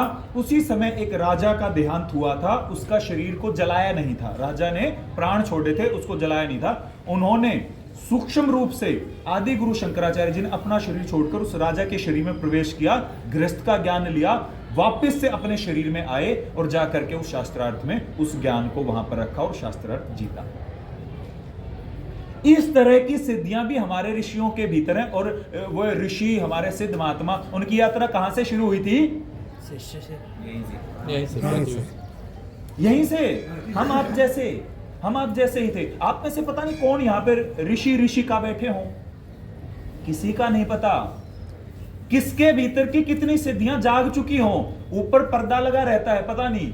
हो सकता है आप 6 महीने साधना करो, आपके भीतर का एक अलग ही दृश्य, अरे मुझे तो पता ही नहीं था, मैं तो 40 साल का 45 साल का हो गया, मैं तो ऐसे ही यहाँ पे घूमता था, एक स्कूटी लेके आटा पिसवा लाया, सिलेंडर भरवा लाया, इतने ही काम करता था, मुझे तो पता ही नहीं था कि मेरे भीतर का ऋषि इतना, पूर्व जन्मों में इतनी मैंने जो है साधनाएं कर रखी है। कौन बहन यहाँ पर ऐसी हो जिसके भीतर की पूर्व जन्मों की, देखो एक कहते हैं ना कि क्या लेके आए थे क्या लेके जाएंगे, कहते हैं ना खाली हाथ आए थे और खाली हाथ जाएंगे। बहुत गलत बात है। बहुत कुछ लेके आए थे, बहुत कुछ लेके जाएंगे। 2 बच्चे जुड़वा पैदा हुए, एक साथ एक समय पे, पंडित ने कुंडली मिलाई, सब कुछ एक समय पे। इधर ध्यान दो। शिक्षक डिस्ट्रैक्ट नहीं होता, वो होता रहेगा जो होना है। बात यह है कि एक समय पे 2 बच्चे पैदा हुए, एक ही मां की कोख से पैदा हुए। ऐसा क्या है कि वो जब 2-3 साल के होते तो उनकी विचारधारा अलग होनी शुरू हो जाती। एक को पिंक कलर पसंद है, एक को रेड कलर पसंद है, एक को ये खिलौना पसंद है, एक को ये खिलौना पसंद है। क्या है ऐसा? तो सेम समय पे सेम घर में पैदा हुए थे, फिर भी ऐसा क्या आता है? इसका मतलब पहले से पूर्व जन्मों में, यहां बैठ करके सुन लो ध्यान से, यहां बैठ करके जो अब पढ़ रहे हो, जो ज्ञान अर्जित कर रहे हो और जिसकी प्रैक्टिस जीवन भर करोगे, वो सारा पंचकोशों में स्टोर होकर के, जिन पंचकोशों की बात कर रहे हैं इनमें स्टोर होकर के बहुत कुछ जाएगा। बहुत टीबी की फाइलें, एमबी जीबी की बात नहीं कर रहा, टेराबाइट की, बहुत बड़ी बड़ी हार्ड डिस्क हमारे साथ जाएंगी। अगले जन्म में जैसे ही पैदा होंगे तुरंत इंसर्ट हो जाएंगी हमारे भीतर और हम उसी तरह से कार्य करना आरंभ हो जाएंगे। आज एक व्यक्ति जो 60-65 साल का है, इस आयु में आज तक हाथ में बैट नहीं पकड़ा, इस आयु में क्रिकेट खेलना शुरू कर दे, खूब जब तक जिए तब तक क्रिकेट ही खेलता रहे, अगले जन्म में सुनिश्चित है इनकी ये साधना व्यर्थ नहीं जाएगी। बैट उठाते ही चौके छक्के मारना आरंभ कर देगा। जो साधनाएं हम अब कर रहे हैं ना, जो जिस चीज की, अच्छा महिलाएं किस चीज की साधना करेंगी? वो साड़ी लेके आई थी, इतनी गंदी साड़ी थी उसकी, तो मेरी तो है ना, मेरी बहन लेके आई थी, इतनी अच्छी साड़ी थी, है ना। इसकी साधना करोगे तो इसी में निपुण होकर के आगे बढ़ोगे। जो जिस चीज की साधना करेगा उस चीज की इस जन्म में घबराना नहीं है कि ये जन्म निकल गया अब तो हम कुछ करने लायक नहीं। जो आपको चाहिए वो अभी से करना आरंभ कर दो। एज इट इज यहां पे चिप लग करके एज इट इज इंसर्ट होकर के आ जाएंगी। ये कार्य हमारे इन पंचकोशों के माध्यम से होता है। तो हमारे लिए बहुत अच्छी चीज दे करके गए हैं हमारे ऋषि। तो जो हम इस जन्म में जितनी साधना करेंगे वो सारी स्टोर होकर के, वो धन सारा संचित होकर के बैंक अकाउंट में आपका प्रॉपर नाम और आपकी सील प्रॉपर लगी रहेगी। अगला जन्म लोगे तो सारा धन आपको एज इट इज मिल जाएगा। धन मतलब कागज वाला नहीं, ये वाला ज्ञान। जो भी साधना, ज्ञान का अर्थ है जो भी साधना, जो भी प्रैक्टिस, किसी चीज की प्रैक्टिस आप कर लो, किसी चीज का ज्ञान अर्जित कर लो। आज आप कर लो कि मुझे त्राटक का बहुत बड़ा सिद्ध बनना है, त्राटक को सिद्ध करना है। इस जन्म में हो जाएगा, बहुत बढ़िया बात। नहीं तो अगले जन्म में आपकी यात्रा जितनी अब प्रयास करे होंगे, अगले जन्म में थोड़े से दिन बैठोगे। ऐसे ही हो सकता है पिछले जन्मों में कहीं बैठ के आए हो किसी साधना में। हो सकता है किसी ने प्राण साधना करी हो, किसी ने त्राटक साधना करी हो, किसी ने कुछ किया हो, किसी ने कुछ। साधना से मतलब वो तंत्र उस तरह की बात नहीं कर रहे हम, सात्विक ऋषियों की बात कर रहा हूं। हो सकता है कोई गायत्री का इतना बड़ा सिद्ध हो जिसने गायत्री की बहुत अच्छी साधनाएं की हो, थोड़ा से दिन गायत्री जाप किया, पता चला कि इसको तो पता नहीं क्या होना शुरू हो गया। मैं ज्यादा विषय को अभी खोल नहीं सकता, लेकिन ये बात है हर व्यक्ति जो यहां बैठा है, क्या कारण है कि ये जो जाली लगी हुई इसके भीतर कुछ व्यक्ति बैठे, कुछ भाई बहन बैठे हैं, और क्या कारण इसके बाहर कुछ लोग घूम रहे हैं। कुछ तो कारण होगा आपके भीतर। हो सकता है आपने 5 मिनट कहीं पे योग किया हो पिछले जन्म में, जो आपको यहां पे खींच लाया हो, और हो सकता है कि अन्य लोगों ने कुछ और कार्य किए होंगे। हो सकता है कि वो पिछले जन्म की हुई थोड़ी बहुत साधनाएं आपके भीतर समय आने पर, बीज पल्लवित कब होता है? समय आने पर। यहां पे अब बीज दाब दो, कुछ नहीं होगा। बारिश आएगी, उसके अनुकूल मौसम होगा तो वो पुष्पित पल्लवित होगा। हो सकता है कि अब 40 वर्ष में, 20 वर्ष में, 15 वर्ष में, 65 वर्ष में वो बीज का समय आ गया हो और वो अपनी गति को आगे लेकर के जाना चाह रहा हो सकता है ये जो पुस्तकें, ये जो अध्ययन ये करवा रहे हैं, इन अध्ययनों से हमारे भीतर की कोई ऐसी साधना जाग उठे, कोई ऐसा आपकी शक्तियां जाग उठे। मुझे पता है आप घड़ी देखेंगे नहीं है ना। जिसको किसी को जाना हो, अति आवश्यक कार्य हो तो चले जाएं। प्रयास करें कि आज मेरा आपसे आग्रह है कि आप जरूर वो रहें। इस पुस्तक को भी समाप्त कर लेंगे, और विषय इतना गंभीर है और ये सारा का सारा प्रैक्टिकल, एक भी बात ऐसे नहीं है जो वैसे ही बात हो रही है। सारा का सारा प्रैक्टिकल बात हो रही है जो ऋषियों ने प्रूव किया है। सचिन तेंदुलकर एक जन्म में सचिन तेंदुलकर नहीं बनता, कुछ तो किया होगा पहले तो कि यहां पे आते ही सचिन तेंदुलकर बने। कुछ तो किया होगा आप लोगों ने भी कि आपकी ये साधना में अभिरुचि जागी। और हो सकता है कि ये पुस्तकों का अध्ययन करने के बाद, इस प्रशिक्षण शिविर के बाद आपके भीतर वो अंदर तक एक टीस कर जाए कि मुझे अब कुछ प्राप्त करना है, मुझे अपनी शक्तियों का जागरण करना। शक्तियां सारी ही हमारे भीतर हैं, शरीर के भीतर, सूक्ष्म शरीर के भीतर, इस तरह से। तो हम बात कर रहे थे 3 प्रकार के शरीर। एक स्थूल, ये जो दिखता है। दूसरा सूक्ष्म, सूक्ष्म शरीर में ये जो मैंने बताया आत्मा के विषय ये रहते हैं। एक होता है कारण, कारण इससे भी अधिक शक्तिशाली होता है। कारण सूक्ष्म में क्या होता है? सूक्ष्म की लिमिटेशंस होती हैं, उसकी सीमाएं होती है सूक्ष्म की। कारण शरीर अत्यधिक शक्तिशाली होता है। परम ब्रह्म ऋषि जो रहते हैं वो कारण शरीर में रहते हैं, वो बंधनों से मुक्त हो जाते हैं। उनकी मर्जी है कि सूक्ष्म शरीर वालों के साथ फिर भी कुछ लिमिटेशंस होती हैं।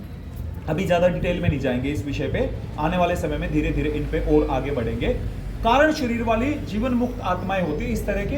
वो अगर परमात्मा का कोई कार्य करने उनका अगर भाव आया तो वो शरीर रूप में धारण करके यहाँ पे आ जाएंगे। बड़े बड़े जो ऋषि महर्षि इस तरह के आपके बीच में आते हैं, ऋषि दयानंद जैसे एक बहुत बड़े स्तर के जो है ऋषि यहाँ पर आते हैं। अन्य भी जितने भी ऋषियों का, बाबा नीम करोली की आप बात कर रहे थे, आदि गुरु शंकराचार्य जी की बात कर रहे तो ये इनका स्थूल, सूक्ष्म और कारण सब पर अधिकार प्राप्त है। तो ये जब चाहें अपना जो है आ सकते हैं। तो ये 3 तरह के शरीर। तो उनमें मनोमय कोश जो है, तो ये सूक्ष्म शरीर का पहला भाग है मनोमय कोश, जो मन से संबंधित है। इसके अंतर्गत 4 चीज आती है, मन, बुद्धि, चित्त, अहंकार। ठीक है। अंतःकरण चतुष्टय किसे कहते हैं? ये एक प्रश्न आ जाएगा, अंतःकरण चतुष्टय किसे कहते हैं? ये जो मन है इसको 4 भागों में बांट दिया। जैसे अभी प्राण को 5 भागों में बांटा था ना, ऐसे ही मन को 4 भागों में बांट दिया। मन को कितने भागों में बांटा गुड़िया? 4 भागों में। उसके नाम रख दिए मन, बुद्धि, चित्त, अहंकार। मन, बुद्धि, बोलो मन, मन, बुद्धि, बुद्धि, चित्त, अहंकार। अहंकार। आगे पीछे दिया जा सकता है, इसमें पहले अहंकार है। मन, मन, बोलो ना भैया, मन, मन, बुद्धि, बुद्धि, चित्त, चित्त, अहंकार। अहंकार। मोटे मोटे रूप में देखें तो जो ये हमारा मन है इसी को कहते हैं। हमारे मन को ही लगभग इन चीजों में बांट देते हैं। लेकिन अगर इसमें थोड़ा सा, इसमें एक प्रश्न आ जाएगा, अंतःकरण चतुष्टय के कितने भाग हैं? तो कितने भाग हैं? 4 हाँ जी, बोलो। 4 ऐसा कॉन्फिडेंस हो? 5 क्यों? अभी तो मैंने बताया 4 भाग है, मन, बुद्धि, चित्त, अहंकार है। मैं तो आपको उलझाऊंगा जान पूछ के, साथ के साथ टेस्ट भी तो चल रहा है ना। अंतःकरण चतुष्टय के कितने भाग हैं? 4। एक है मन, बुद्धि, चित्त अहंकार। थोड़ा सा भेद है, बड़े आराम से समझ में आ जाएगा। मन क्या है, बुद्धि क्या है, चित्त क्या है और अहंकार क्या है। मन वो है जो इच्छाएं करता है, इसको समझेंगे। मन क्या है? इच्छाएं। यहाँ पे सबसे अच्छा वो कौन सा है? समोसे वाला कौन है आसपास में? जल्दी बोलो। अरे पूरा ज्ञान है। समान की बात हो रही थी ना। समान कहाँ है हमारा? हाँ, खूब समोसे सामान खूब एकत्रित किया है। चौहान स्वीट्स। मन आया कि चलो यार कई दिन हो गए, आज तो चौहान स्वीट से समोसे खाएंगे। ये किसने किया काम? मन ने इच्छा व्यक्त की। मन ने इच्छा व्यक्त की, ध्यान से सुनना गुड़िया। मन ने इच्छा व्यक्त की। मन। बुद्धि का काम क्या है? बुद्धि है वकील। बुद्धि का दूसरा नाम वकील रख दो, एडवोकेट बन के आगे आएगी। इसलिए हमेशा कभी ये नहीं कहेंगे कि सदमन दो, हमेशा क्या कहेंगे? सद्बुद्धि दो। क्योंकि एडवोकेट को बुद्धि सही मिल गई तो वो ठीक से केस लड़ेगा। यहां पे लड़ाई होती है। पहली इच्छा किसने व्यक्त की? मन ने, समोसा खाएंगे। उसके बाद चित्त आ जाएगा। चित्त क्या है? रिकॉर्ड रूम है, स्टोर रूम है। इसमें रिकॉर्ड रूम होता है ना, फोन में वो चिप होती है ना जिसमें फोटो सेव रहते हैं, हमारी चीजें सेव रहती हैं। ऐसी सारी चीजें सेव रखने का काम किसका है? चित्त का। चित्त तुरंत डेटा कलेक्ट करे। मन ने इच्छा जाहिर की। और जो है बुद्धि ने तर्क यहाँ पे आसपास, यहाँ पे सारे सनातनी लोग हैं क्या? आप? सरोज वाला। नहीं, सारे सनातन के ही हैं ना? हाँ जी। या कोई मुस्लिम भाई बहन भी है? नहीं। सारे सनातनी। आसपास में कुछ मुस्लिम वगैरह रहते हैं क्या? हैं? मेरे मुख से कभी भी उर्दू के अल्फाज नहीं निकलते। आज मेरे इतने उर्दू के शब्द निकले, तो इसका मतलब वातावरण में भी ये चीज व्याप्त होती है। पहली बार मैं, इसलिए मैंने ये प्रश्न भी इसलिए पूछा क्योंकि मैंने अब कहा इच्छा जाहिर की। मेरे मुंह से ये शब्द निकलते ही नहीं कभी भी जाहिर। हाँ, तो इसका मतलब कि क्षेत्र में भी ये प्राण का कार्य है। ये भी इस वातावरण में भी एनर्जीज व्याप्त होती हैं, ऊर्जा एनर्जी व्याप्त होती है। ये ऊर्जा का सिद्धांत प्राण से काम करता है। तो ये भी यहाँ पे हो रहा है। मेरे पुराने कितनी ही रिकॉर्डिंग आपको मिल जाएगी, कहीं पे उर्दू के शब्द मेरे मुख से नहीं निकलते। और यहाँ पे मैंने कई उर्दू के शब्दों का प्रयोग कर लिया। तो वातावरण प्रभावित करता है, इसलिए आपको सनातन का सकारात्मक वातावरण वो करना है। चलो वापस से विषय पे आते हैं। तो हम क्या बात कर रहे थे? इच्छा किसने प्रकट की? मन ने इच्छा प्रकट की। चित्त क्या है? Record room. चित्त क्या है? Record room. रिकॉर्ड खंगालेगा भैया, अच्छे समोसे रिकॉर्ड रूम से निकल के आएगा, चौहान स्वीट से हैं निकल के वो चित्त बताएगा।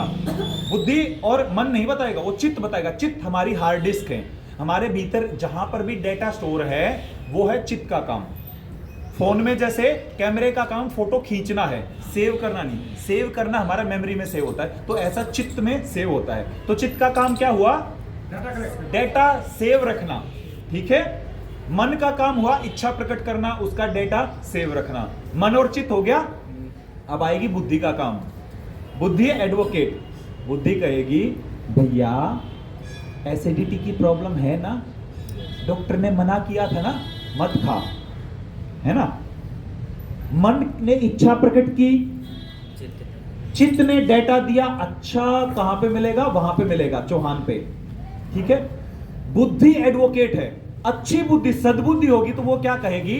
भैया डॉक्टर ने कहा था एसिडिटी है, नहीं खाना। और अगर कुबुद्धि होगी तो कहेगा अरे कुछ नहीं, खा ले, वो MP सिंह जी बताते रहते कपाल भाती कर लेना, हो जाएगा, खा ले आज तो खा ले यार, अभी आए तो यहाँ से 5 मिनट की दूरी पे ये है ना, और देखो ये भी आए हुए हैं, साथ में बैठ के खा लेंगे, है ना। बुद्धि, इसलिए कहते हैं प्रभु हमें सद्बुद्धि दो। सद्बुद्धि होगी तो सही आपको विवेक का दर्शन करवाएगी, विवेक यानी कि जो सही निर्णय लेना है वो। तो बुद्धि क्या करती है? एडवोकेट का काम करती है। फर्क क्लियर हो रहा है ना अभी? मन इच्छा जाहिर की, है ना, मन भटकाता रहता, उलझाता रहता विषयों में। चित्त का काम रिकॉर्ड रूम का, बुद्धि का काम एडवोकेट वाला काम होता है, सही गलत विवेक के विषय में वो रहता है। अहंकार क्या होता है? बोलो बोलो, अहंकार। मैं हाँ, थोड़ा सा करेक्ट कर लेंगे यहाँ पे। अहंकार जो ईगो वाला अहंकार होता है ना कि भाई मेरे से बड़ा कुछ नहीं, मेरे पास ये गाड़ी, मेरे पास ये, वो वाला अहंकार नहीं। यहाँ पे अहंकार का मतलब अहम का आकार। सही कहा है वैसे तो, मैं ही मैं। अहम का आकार, मेरे मन बुद्धि चित्त के द्वारा जो निर्णय फाइनल होता है, मेरा जो व्यक्तित्व का निर्माण होता है। मेरा मन इच्छाएं करेगा, मेरा चित्त रिकॉर्ड रखेगा, मेरी बुद्धि सही निर्णय विवेक पूर्वक अगर सही निर्णय लेगी तो उससे मेरे चरित्र का एक निर्माण होगा। लोग मेरे विषय में उस तरीके से मुझे देखेंगे। वो जो निर्माण है अहम का अस्तित्व, वो जो मेरा अस्तित्व बनेगा। माने कि मेरे विषय में आप लोग क्या सोच रहे हैं जी? वीरेंद्र जी हैं और युवा साथी हैं, अपने युवा प्रभारी हैं, और ये हमें पढ़ा के गए थे, वो एक योग टीचर हैं। ऐसा ही तो निर्माण हुआ। वहीं मैं अगर ये थोड़ी सी सेट करवा के, ये थोड़े से और जेल वेल लगा के लड़कियों के कॉलेज के बाहर अगर मैं ही खड़ा हूं तो आपका क्या मेरे बारे में वो बनेगा? ये बहुत ही निकम्मा निकृष्ट किस्म का व्यक्ति है ना। वहीं अगर मैं ठेके के पास, मैं ही ठेके के पास जाकर के और ये लेकर के और वो, तो आप अलग तरह की भूमिका मेरे विषय में आएगी। तो वो मेरा अस्तित्व का जो निर्माण हुआ, मेरे अहम का आकार प्राप्त हुआ, मेरे सोच से, मेरे विचार से, मेरे निर्णयों से, मेरे विवेक से, तो वो क्या हुआ? वो अहम का आकार, माने कि मेरा एक अस्तित्व बना और वो सबके समक्ष आया। वो है अहंकार। ईगो वाले अहंकार की बात नहीं हो रही। ईगो को तो वहां पे ले लिया था ना ऋषियों ने, बहुत इतने गंभीरता से। अंतःकरण चतुष्टय में अगर लिया है, हमारे अंतःकरण चतुष्टय, अंदर के चतुष्टय, ताली नहीं बजवा रहा था, ध्यान इधर करवा रहा था। अंतःकरण चतुष्टय वो उनका फोन है, आदरणीय अंतःकरण चतुष्टय, भीतर का चतुष्टय, 4 भाग हैं उनके। क्या क्या नाम हुए? मन, बुद्धि, चारों क्लियर हो गए? भूलेंगे नहीं ना? मन का कार्य है, जल्दी बोलो, मन का कार्य है इच्छाएं प्रकट करना। रिकॉर्ड रूम कौन संभालता है? चित्त। बुद्धि क्या काम करती है? एडवोकेट का, यानी कि सही गलत का निर्णय। और चौथा अहंकार, अहम का आकार। मन बुद्धि चित्त से जो हमारा निचोड़ निकल के हमारी एक छवि जो समाज के समक्ष या फिर मेरा खुद का अस्तित्व बनता है, वो है अहम का आकार, जिसे कहते हैं अहंकार। क्लियर? बहुत बढ़िया। मनोमय कोश से आगे बढ़ते हैं विज्ञानमय कोश। कौन सा? विज्ञानमय कोश। विज्ञानमय कोश क्या है? ये जो है इसका जो मुख्य तत्व ज्ञान युक्त बुद्धि और ज्ञानेंद्रिया। ज्ञान युक्त बुद्धि, इन्होंने बुद्धि नहीं कही, यहां पे ज्ञान युक्त बुद्धि कही है, अर्थात जो सही निर्णय ले वो ज्ञान युक्त बुद्धि, और ज्ञानेंद्रिया जो हमारी ज्ञान प्रदान करने वाली इंद्रियां। इन सब का जो विषय को देखता है वो कौन है? विज्ञानमय कोश। आप जब अष्टांग योग पढ़ेंगे तो उसमें जो प्रत्याहार आएगा, तो प्रत्याहार में इन्हीं सब के विषय में बात होगी कि हम बाहरी चीजों से अपने मन और अपनी इंद्रियों को अपने भीतर स्थित करते हैं, उसको प्रत्याहार कहते हैं। बहुत महत्वपूर्ण चीज है एक साधक के लिए प्रत्याहार करना। ठीक है? तो उसके बाद जो मनुष्य जानपूर्वक, बस गुड़िया थोड़ी देर और, जानपूर्वक विज्ञानमय कोश को ठीक से जान समझकर उचित रूप से आचार व्यवहार करता है और निरंतर ध्यान और समाधि का अभ्यास करता है, उसको क्या प्राप्त होता है? ऋतंभरा प्रज्ञा, मतलब कि सिद्धियां प्राप्त हो जाती हैं, समाधि की स्थिति प्राप्त हो जाती है। आप भी उन्हीं ऋषियों की श्रेणी में आ जाते हो। और किसी का नहीं पता कौन यहाँ पे ऋषि बैठा हो, कौन यहाँ पे सिद्ध बैठा हो। थोड़ी सी साधना करी, थोड़ा सा स्वयं का परिष्कार किया और वो गया पार। कहां पे उसकी यात्रा कितनी से अटकी हुई थी किसी का नहीं पता। आनंदमय कोश, आनंदमय कोश जब इन सब से ऊपर उठ करके उस पर ब्रह्म की ओर, उस अवस्था की ओर हम आगे बढ़ जाते हैं, तो आनंदमय कोश को हिरण्यमय कोश, हृदय गुहा, हृदयाकाश, कारण शरीर, लिंग शरीर इसको ही कहा गया है। आंतरिक जगत से इसका ज्यादा संबंध रहता है, बाह्य जगत से इस कोश का ज्यादा संबंध नहीं रहता। बाकी चारों का तो फिर भी रहता, अन्न में तो रहता ही बाह्य से है, प्राणमय का भी बाहर के कार्य हो गए, मनोमय का है, मन भी बाहर की उनमें रहता है, विज्ञान में भी, विज्ञान का मतलब है पूरी तरह से सही ज्ञानपूर्वक बुद्धि युक्त जो आहार विहार विचार करते हैं। तो आनंद में हमारे भीतर की यात्रा है। कोविड में कहा था ना, कोविड में कि अगर आप बाहर नहीं जा सकते तो अंदर जाओ, मतलब कि अपने आप को जानो, अपना ध्यान साधना करो। तो इस तरह से व्यक्ति जीवन मुक्त होकर के, वो जो जीवात्मा है आनंद शरीर में पहुंच के वो जीवन मुक्त होकर के और निर्बीज समाधि में स्थित हो जाती है। माने कि वो जो करने आए थे उसके लिए पूर्ण। हम यहाँ क्या करने आए हैं? शिक्षक जीवन में क्या करने आए हैं? मोक्ष के लिए आए हैं। यहाँ पे नौकरी करने, दुकान खोलने, रोटी पोने तक नहीं आए, रोटी पका दी भैया ड्यूटी पूरी होगी, नहीं, हम कुछ और करने आए हैं। उलझ गए इन चीजों में, है ना, ऑफिस जाना है, ये करना, वो करना, इन सब चीजों में हो गए। तो ये जो है हमारा पंचकोशों के विषय में हुआ। उसके बाद प्राणायाम के लाभ आपके आने वाले समय में आते रहेंगे। प्राणायाम के नियम है वो तो बता ही रहे हैं, स्वच्छ स्थान पर बैठ करके शुद्ध प्राणवायु जहाँ पे हो वहाँ पे करना चाहिए, शांतिपूर्वक, ये सब आते रहेंगे आपके, ठीक है। एक बात और कही है, अंतिम 2-3 बातों में से एक बात और कही है, युक्त आहार विहार से युक्त चेष्ट से कर्मसु युक्त स्वप्नाव बोध से योगो भवति दुखा। माने के ध्यान से सुनना, जिस व्यक्ति का आहार विहार ठीक नहीं है, इस बात को गंभीरता से सुन लो, जिस व्यक्ति का आहार, भोजन, विहार जो हम बाहर व्यवहार करते हैं एक तरीके से, वो समझो भी मोटे मोटे रूप में थे, वो ठीक नहीं है, जिसके सांसारिक कार्य को करने की निश्चित दिनचर्या नहीं है, जिस व्यक्ति का सोने जागने का समय निश्चित नहीं है, ऐसा व्यक्ति योग करके भी दुखी रहता है।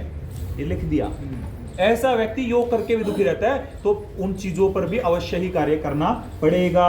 अब तीनों बंधों के विषय में समझ करके इस यात्रा को आज पूर्ण करेंगे। 3 बंध कौन कौन से होते हैं? बांध, ये बांध है ना आपके आसपास में, यहाँ पे बांध है। हाँ, ये बांध ने बड़ा घुमाया मुझे, आज भी लेट हो गया मैं उस दिन भी, पता नहीं ये कहाँ से गूगल घुमा देता है। चलो, बांध शरीर के भीतर भी बंध हैं। कितने बंध हैं? 3। कितने? 3 बंध हैं। कौन कौन से? मूल बंध, जालंधर और जालंधर बंध। सारे बोलो। मूल बंध, जालंधर बंध और ज्ञान। मूल बंध नीचे मल मूत्र की इंद्रियों के बीच में मूलाधार चक्र है, तो वहां हमारा मूल बंध लगता है। मल मूत्र की इंद्रियों को जब हम संकुचित करके ऊपर की ओर खींच करके रखते हैं तो वो हुआ हमारा मूल बंध, ठीक है। उसके बाद है उड्यान बंध और उसके बाद है जालंधर बंध। अब इनमें कंफ्यूज ये होंगे कि मूल बंध कहाँ है, जालंधर बंध कहाँ है और उड्यान बंध कहाँ है। इसको सीखने का बड़ा अच्छा सुंदर तरीका, जैसे उनका बताया था ना मैंने, प्राण वाला विषय बताया था, ऐसे ही इनको और सीख लेंगे और इनको देख लेंगे। कैसे? मूल बंध तो नीचे है, सबको पता है, ठीक है। भारत का नक्शा सबको याद आ गया? भारत का नक्शा याद है ना, ऊपर ऐसे सिर सा बना हुआ है, उसके बाद ऐसे भुजाएं सी बनी हुई है और नीचे तक ऐसे ये बना हुआ है। सबको क्लियर है भारत का नक्शा? भारत के नक्शे में ऊपर जो गर्दन सी बनी हुई है, वहां पे एक राज्य है जिसका नाम है पंजाब। ऐसे करके वहां पे एक पंजाब, जम्मू कश्मीर तो ऊपर है ही, वहां पे एक राज्य है जो नीचे घूमते हैं तो पंजाब। और वहां पे पंजाब में एक शहर है जिसका नाम है जालंधर। जालंधर। और ये बंध कौन सा है? भारत के नक्शे में ऊपर एक पंजाब के भीतर शहर है जालंधर, और यहाँ पे जो बंध लगता है उसका नाम, भारत के नक्शे में भी यहाँ पे जालंधर है और हमारे नक्शे में भी यहाँ पे जालंधर है। तो जालंधर बंध का सीधा सा मतलब है कि यहाँ पे लग जाएगा, मूल बंध नीचे लग जाएगा, उड्यान बंध अपने आप ही याद रहेगा, वो तो बीच में लगना ही है। उधर कंफ्यूज ऐसे हो जाएंगे, आपको पेपर जब होगा ना, आपका एग्जाम होगा, तो आपसे पूछ लेंगे कि जालंधर बंध कहाँ है, तो याद रखना जालंधर पंजाब, अच्छा ऊपर है पंजाब, तो ये जो बंध लगाया ये जालंधर बंध। उड्यान बंध, सांस को खींच करके, वो जो स्वामी जी महाराज ने लगा रखा ना, पेट को ऐसे भीतर से कोड करके ऐसे सांस को बाहर फेंका, भीतर भरा, बाहर फेंका। पेट को सिकोड़ करके भीतर, तो इसको क्या बोलेंगे? उड़ान। ये कौन सा है? पंजाब वाला है ना। और नीचे हो गए तीनों याद। इनके यहाँ के आसपास के जितने भी अंग हैं उसी तरह के इनके कार्य है, उन्हीं अंगों पर इनका प्रभाव है। तो 3 हमारे बंद हो गए। 3 बंदों को एक साथ लगाएंगे तो उसको क्या कहेंगे? महाबंद, बंद त्रय या त्रिबंध। त्रिबंध 3 बंद, बंद त्रय या फिर महाबंद, इन तीनों को एक साथ लगाएंगे तो ये जो है हमारे महाबंद हो गए। प्राणायाम की 7 प्रक्रियाएं हैं, वो आदरणीय जी बताएंगे ही। ठीक है, प्राणायाम जो आपको सिखा रहे हैं अभी, तो वो हमें यहाँ पर हर रोज अभ्यास होगा, तो उसको अलग से अभी नहीं लेते। आपकी ये पुस्तक आज पूरी हो जाएगी, होगी ऑलमोस्ट। ठीक है, प्राणायाम रहस्य पुस्तक, तो इसको आपको दोबारा पढ़ने की जरूरत नहीं पड़ेगी। तो इतने आराम से हमने प्यार में। पहला प्राणायाम कौन सा करवाते हैं यहाँ पे? भस्त्रिका। कौन सा? दूसरा कौन सा करवाते हैं? कपालभाति। दूसरा कौन सा? तीसरा बाह्य प्राणायाम, जिसमें तीनों बंद लगाते हैं। आगे ना बंदों का प्रयोग, इसको क्या बोलते हैं? क्या बोलते हैं? और चौथा प्राणायाम कौन सा करते हैं? उज्जयी। ये वाला कौन सा है? उज्जयी। 5वां अनुलोम विलोम। 5वां कौन सा? छठा 7वां 8वां ध्यान। तो इस तरह से यहाँ पे इनमें से एक आध जो अलग है वो आने वाले समय में आपको पता चल जाएगा। ठीक है, उसके अलावा इसमें सूर्य भेदी, चंद्र भेदी ये बताए गए हैं। ये सिंपल सा, इसमें ज्यादा वो करने की जरूरत नहीं। सूर्य भेदी है हमारी 2 नाड़ियां होती हैं, 2 नाड़ियां होती हैं। तो ये कौन सी नाड़ी है? राइट वाली कौन सी नाड़ी है? सूर्य नाड़ी। और लेफ्ट वाली कौन सी नाड़ी है? चंद्र नाड़ी। याद कैसे रखेंगे? सूर्य उग्र होता है तो दायां हाथ हमारा मजबूत होता है, बायां हाथ कमजोर होता है, थोड़ा शीतल होता है, सौम्य होता है। ऐसे ही चंद्र थोड़ा सौम्य होता है। तो याद रह जाएंगे ना, उग्र तगड़े वाली नाड़ी सूरज, शीतल वाली नाड़ी शीतल हाथ, थोड़ा कमजोर हाथ तो चंद्र। तो अगर कोई भी साधक, इसको ध्यान से सुनना, कोई भी साधक अगर लेफ्ट नोस्ट्रल को, चंद्र को बंद करके सूर्य से सांस भरता है, कुछ देर होल्ड करता है और उसके बाद श्वास को छोड़ता है, तो सूर्य, क्योंकि सूर्य से लगातार भरना, चंद्र से छोड़ना, सूर्य से भरना, चंद्र से छोड़ना, तो सूर्य हमारे भीतर ज्यादा हो जाएगा ना, क्योंकि हम सूर्य को भीतर भर रहे हैं, तो गर्मी बढ़ेगी, सूर्य बढ़ेगा भीतर, गर्मी बढ़ेगी। उसी तरह के हमारी पित्त इत्यादि बढ़ेंगे, कफ इत्यादि का नाश होगा। इसी तरह इसका विपरीत कर देंगे तो चंद्र को भरते हैं, चंद्र को भरेंगे, शीतलता आएगी। अभी चंद्र भेदी प्राणायाम आने वाले समय में गर्मियों में करना चाहिए। तो चंद्र बढ़ेगा, चंद्र बढ़ेगा, शीतल लेफ्ट से भरना, राइट से निकाल देना, लेफ्ट से भरना, बंद लगाना, राइट से निकाल देना, लेफ्ट से भरेंगे, शीतलता बढ़ेगी। शीतलता के ही 2 प्राणायाम हो रहे, शीतली, शीतकारी। शीतली कौन सा है? जीभ को गोल,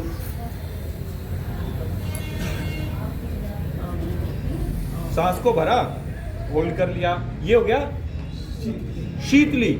शीतली प्राणायाम में जब आप व्रत उपवास रखते हैं तो भूख प्यास पे विजय प्राप्त हो जाती है शीतली से। और शीतकारी इस तरह से, तो इसमें दांतों के रोग भी दूर हो जाते हैं। ये दोनों ही शीतलता देते हैं। जिनको कफ इत्यादि की ज्यादा समस्या है तो वो इसको ना करें, और गर्मियों में अत्यधिक लाभकारी ये होंगे। ठीक है, चलो इसको अभी यहाँ पे पूर्ण करते हैं। 2-3 अन्य प्राणायाम और हैं, इनको फिर कर लेंगे। मुख्य विषय इसमें जितने भी थे वो हमारे हो गए। इसके बाद वैसे तो चक्रों का वर्णन है, चक्र तो आने वाले समय में होते ही रहेंगे। ठीक है ना। चक्र कितने होते हैं वैसे? 8। हाँ जी, 8। अलग अलग जगह अलग अलग चक्रों का वर्णन दिया गया है। यहां पर हमारे जो हैं स्वामी जी महाराज ने 8 चक्रों के बारे में बताया गया है। तो वो 8 चक्रों को आने वाले समय में हम वो कर लेंगे। वैसे आपको मोटा मोटा इनके बारे में पता भी होगा, तो आज इसको यहीं पे पूर्ण करते हैं। नीचे, सबसे नीचे मलमूत्र के इंद्रियों के बीच में जो चक्र होता है उसको क्या बोलते हैं? मूलाधार चक्र। मूलाधार चक्र। बोलो, मूलाधार। मूलाधार चक्र। मूल बंद, मूलाधार, ये सब नीचे ही हो गए, है ना। उसके बाद स्वादिष्ठान चक्र। स्वादिष्ठान, नाभि और मूत्रेंद्रिय के बीच में एक जो चक्र होता है वो होता है स्वादिष्ठान। मूलाधार नीचे, ये स्वादिष्ठान। नाभि में कौन सा होता है? मणिपुर। मणिपुर, नाभि में मणिपुर। यहाँ पे अनाहत चक्र और हृदय चक्र। हृदय में अनाहत चक्र और बीच में सेंटर में अनाहत हृदय चक्र। यहाँ पे अनाहत चक्र और यहाँ पे हृदय चक्र। ये विशुद्धि चक्र। ये कौन सा? विशुद्धि। बोलो ये आज्ञा चक्र, आज्ञा चक्र और ये सहस्रार चक्र, सहस्त्रार। नीचे मूलाधार, मूलाधार, बीच में स्वादिष्ठान, स्वादिष्ठान, नाभि में मणिपुर, मणिपुर। नाभि में मणियां मिलती है, नाभि में सिद्धियां मिलती हैं योगी को, मणियां मिलती हैं, रत्न मिलते हैं। तो ये यहाँ पे नाभि में मणिपुर, यहाँ पे हृदय, बीच में हृदय, और जो हार्ट होता है उसमें कौन सा है? अनाहत चक्र। अनाहत चक्र। ये थोड़ा सा लगेगा तो याद हो जाएगा, कोई बात नहीं, ठीक है। ये विशुद्धि, ये आज्ञा चक्र, इसका तो सबको ही पता। आज्ञा चक्र, ये सहस्त्रार, इसका ही पता है। मणिपुर, मणियां मिलती हैं, ठीक है। यहाँ पे हृदय, और हार्ट में अनाहत चक्र, है ना। और नीचे और स्वादिष्ठान, जहाँ पे बेल्ट बांधते हैं नाभि से नीचे, वहां पे। हाँ, हो गया आपका पूरा का पूरा एक पुस्तक का अध्ययन हो गया। और मुझे आशा और पूर्ण विश्वास है कि आप इस तरह से इसको याद भी रखेंगे। मैंने बहुत इस पे समय दे करके बड़ी सरलता के साथ इस पर प्रयास किया है कि इन चीज़ों को हम अच्छे से कर लें, है ना। चलें एक बार आदरणीय जी को करतल इतना सरल और कम शब्दों में आप सभी को एक बुक्स यानी प्रणाम रहस्य पूरा किया। एक बात हो गई। दूसरी बात, आज शाम को 8 बजे से ऑनलाइन क्लास चलेगी। आ जाएंगे डॉक्टर राजेश यादव और डॉक्टर शीला यादव। तो जिनको पढ़ने की इच्छा होगी वो ज्वाइन कर सकता है, नहीं इच्छा होगी तो वो आपसे छूट। 8 बजे शाम, हाँ जी शाम। तो लिंक कैसे? और कल चलेगा 7 से 9, आज चलेगा 8 से 9, क्योंकि कुछ लोग आज ड्यूटी है। और कुछ हम तो 7:30 बजे से खोल लेंगे। तो जो परिचय जिनकी रह गई है कुछ खास, तो उनका परिचय में हम लोग आधा घंटा गुजारेंगे। डॉक्टर साहब आ जाएंगे तो 8 बजे से सब आ जाएंगे। तो जूम क्लास चलेगी, उसका दूसरा लिंक दीजिए, ठीक है। तो इसी साथ शांति पाठ करते हुए समापन करते हैं।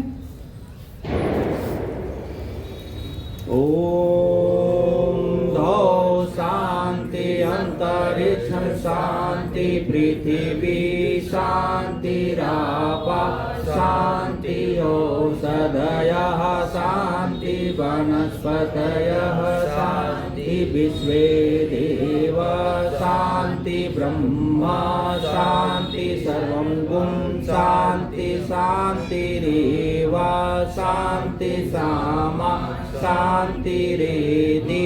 ओम शांति शांति शांति। ओम। भारत माता की जय, भारत माता की जय। वंदे वंदे करो। कौन करेगा? कब करोगे? बोलो श्याम रामचंद्र की जय, बली की जय, केवल बाबा की जय, सनातन धर्म की जय। बोलो हर हर महादेव। ले ले, वहां पे ध्यान देना। चल, सभी सामने चेहरा मुस्कुराहट बनी होनी चाहिए। थोड़ी पास में हो जाओ, पास में हो जाओ। जो छोटे आगे आ जाओ। ओम ओम ओम, सभी ओम। फोटो ले रहे? फोटो